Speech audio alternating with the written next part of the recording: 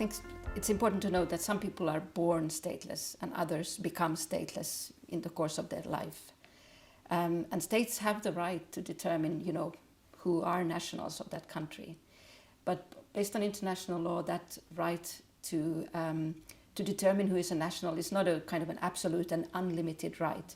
So there is, for example, the principle of non-discrimination. So in determining who is a national, states can't discriminate against certain minorities or discriminate against anybody. So there's a few kind of things that we see cause people to become stateless or have no nationality. And as I mentioned, it was the issue about minorities. So people who are part of minorities can be discriminated in a way that they aren't granted nationality.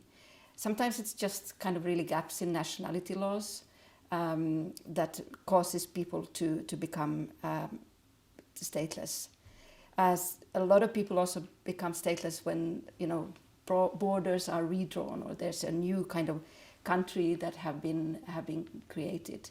And then, so for example, with the fall of the former Soviet Union, in those new countries that were created, there were many people who weren't able to really kind of provide a link with either the country where they were staying or the former Soviet Union. So they were kind of left in a limbo.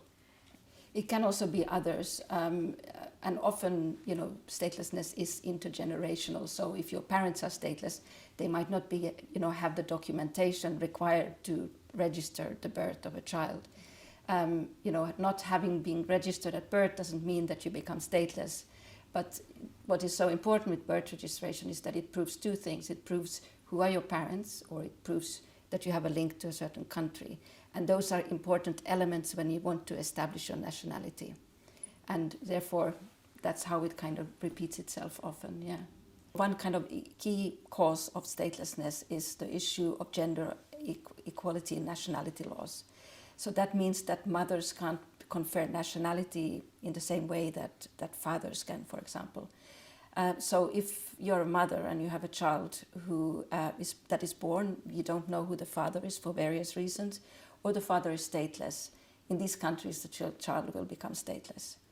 And the good news is that there's only 24 countries that have kind of gender inequality in their nationality laws, but 24 is 24 too many, because it is one of the easiest way in order to address the issue of childhood statelessness, to address that. And sometimes it's just maybe adding a sentence into a law to change that.